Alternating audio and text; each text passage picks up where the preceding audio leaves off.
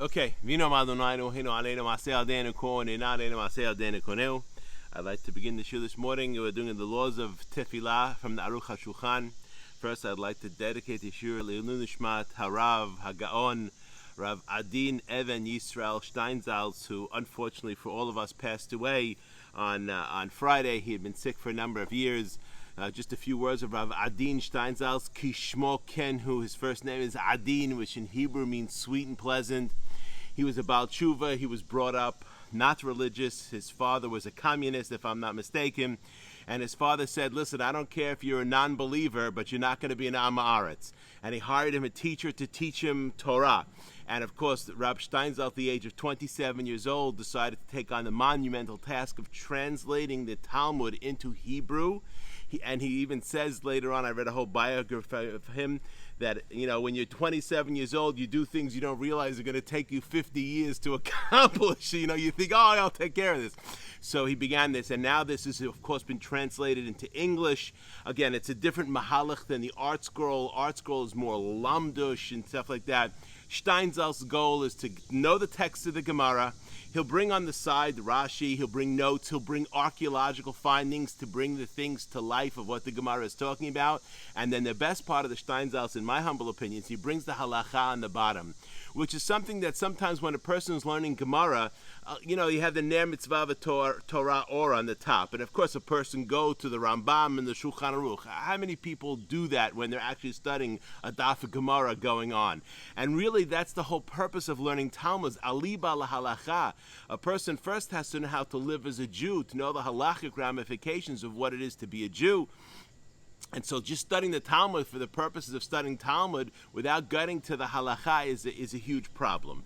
So he solved that problem. Again, the Art Scroll does it a little bit as well. And of course, it's a tremendous loss for Klal Yisrael when a person like this passes away.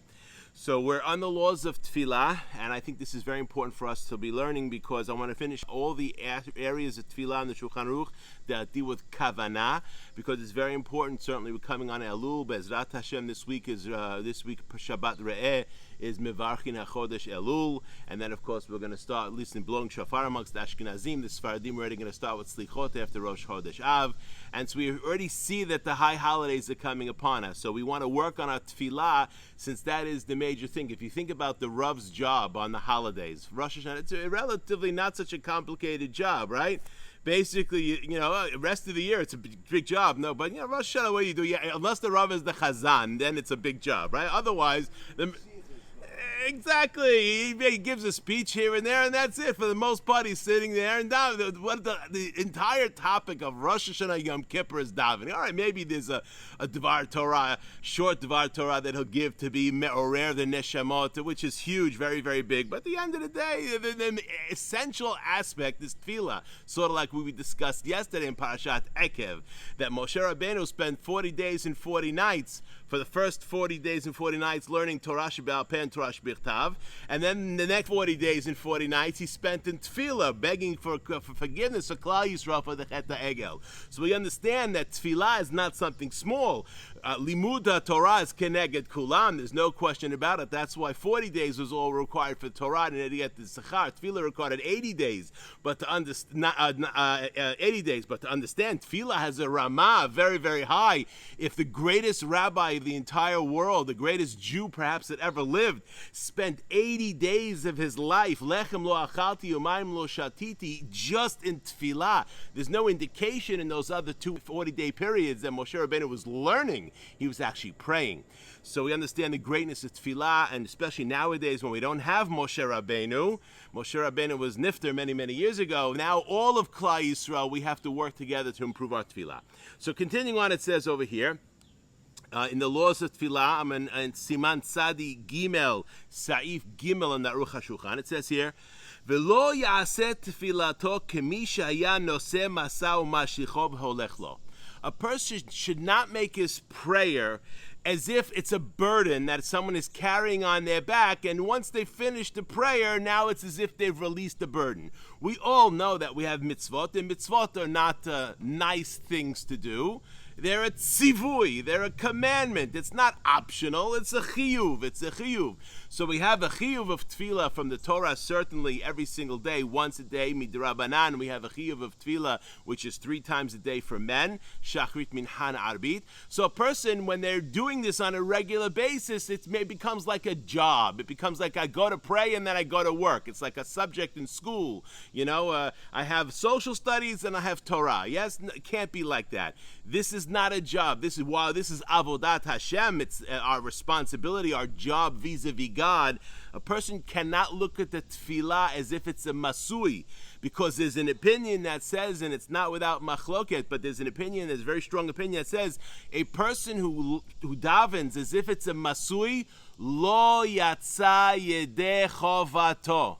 He has not fulfilled his obligation, and there are some that would say chozer mitpalel. If it wasn't for the fact that you have to be concerned about the second time the person is going to pray, whether or not he's going to have proper kavanah, and then there's more brachot levatala, the halacha would certainly be, if a person realized after he finished davening that he looked at it as if it was a masah, he was not yotzei the tefillah, even b'di avad, he has to go and pray again. This is not the halacha, once again, but to understand the ramifications of a person approaching the tefillah as something I have to do and then relieve myself of that burden. Why did the Ashkenaz always teach you in the schools? As long as you said the words, you were fine.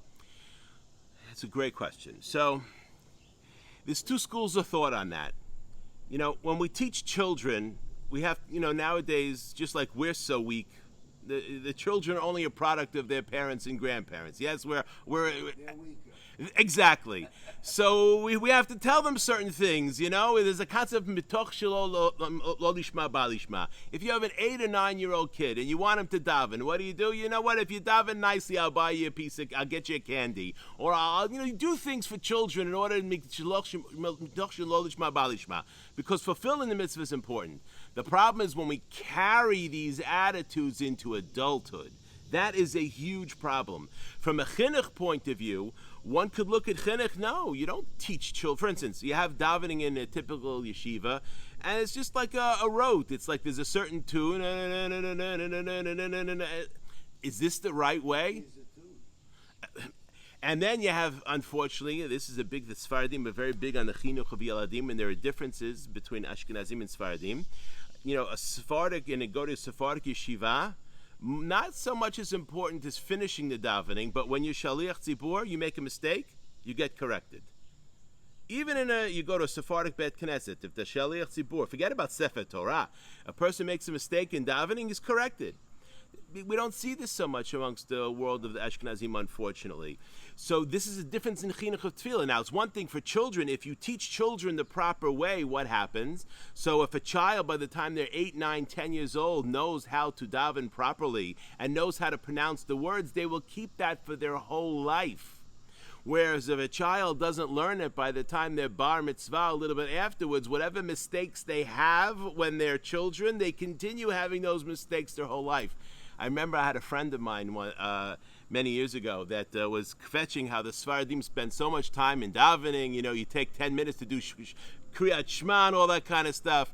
And he would rip me on a regular basis on this. I finally said, okay, let's do this. Let's do an experiment here. I want you to read for me Kriyat Shema out loud. Do it Nusach Ashkenaz. That's fine. Do it with the Nusach Ashkenaz. I'm not going to correct you for a Saf. You can read it as a Saf. That's fine. He got through 2 or 3 sentences and couldn't get any further because of the mistakes he was making that were actually, even according to Nusach Ashkenaz.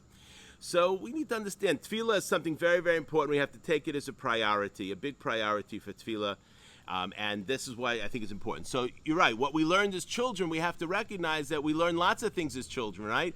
But as we become adults, we're supposed to embellish on that and learning and recognizing, okay, that the Rebbe told me when I was 8 years old, but should I still have that when I'm 53? That's the question, right? Okay. So continuing on.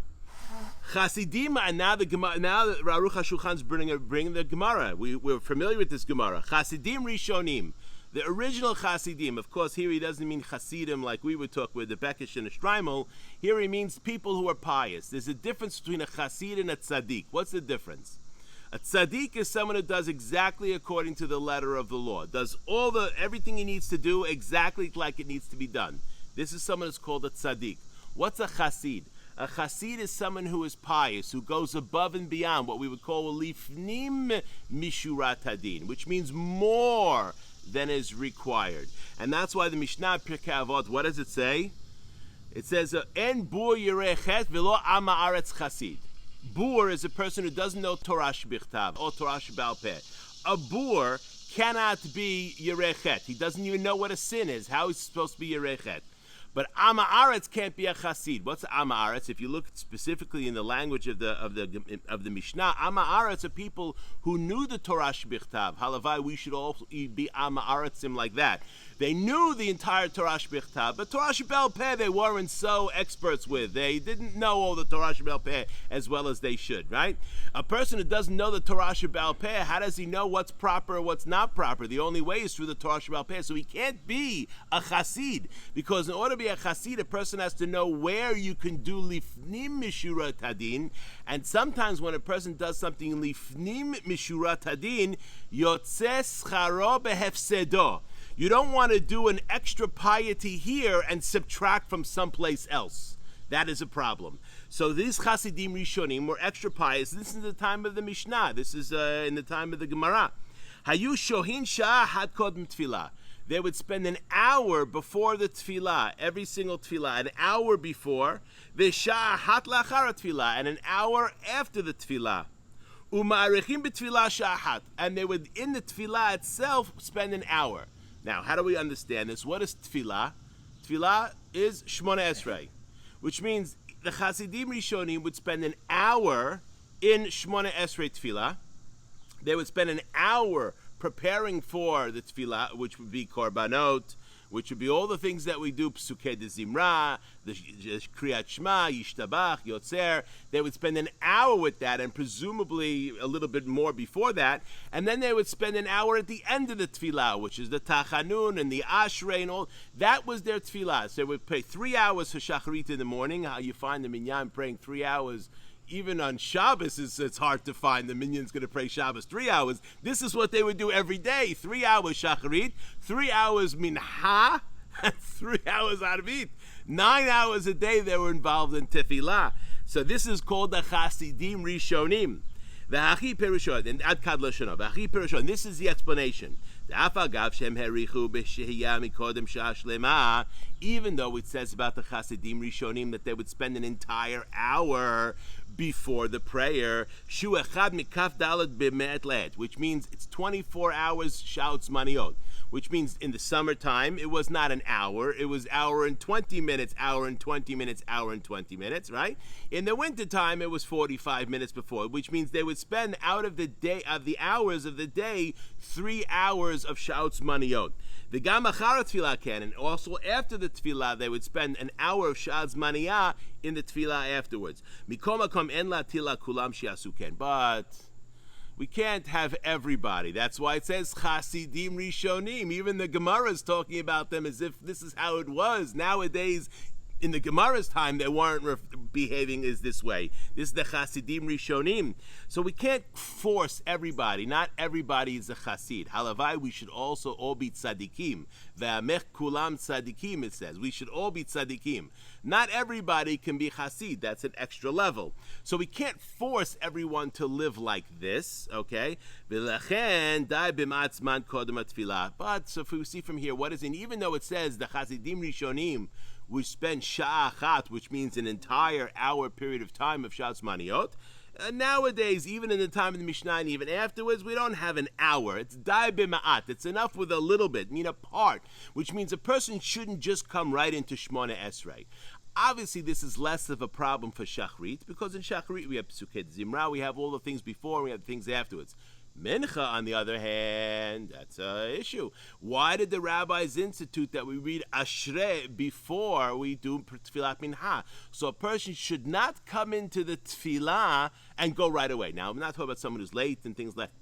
That's a separate. But a person, the concept is a person should sit down and say something beforehand. The Sfaradim, they don't just have Ashrei. The Sfaradim also do Korbanot Mincha, because it says, Et hakeves ha'ad ta'aseh b'boker, et hakeves ha'sheni ta'aseh ben habayim. So we have a Tamid of Shachrit, we have Tamid of Mincha. So therefore you have to, so they have the same Korbanot. they read the Pituma Ketoret, because the Ketoret was also, remember, every single day they had a manah.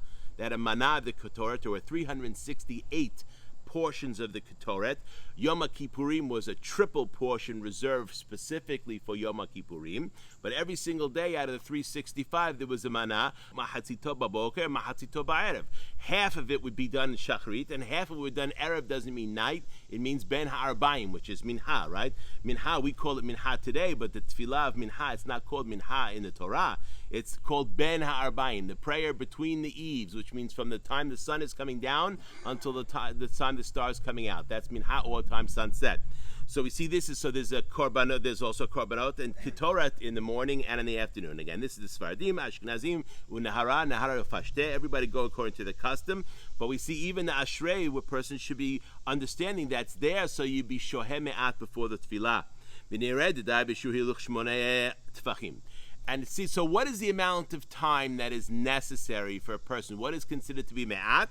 The Aruch HaShulchan over here says Shmona Tfachim. There's another girsa, it's Shmona Amot, but that's not the correct girsa. It was corrected. It's Tfachim, that's a Taut Sofer, which means the amount of time it takes to walk 8 times 4 inches. And in fact, some write that this is the reason why in Batei Knesset, it says over here, the Zehu Perusho Dishne Ptachim B'Siman Tzadik, where Shulchan Aruch says that when a person is building a Bet Knesset, you should have 2 Ptachim, which means there should be a vestibule before a person comes into the Bet HaKnesset.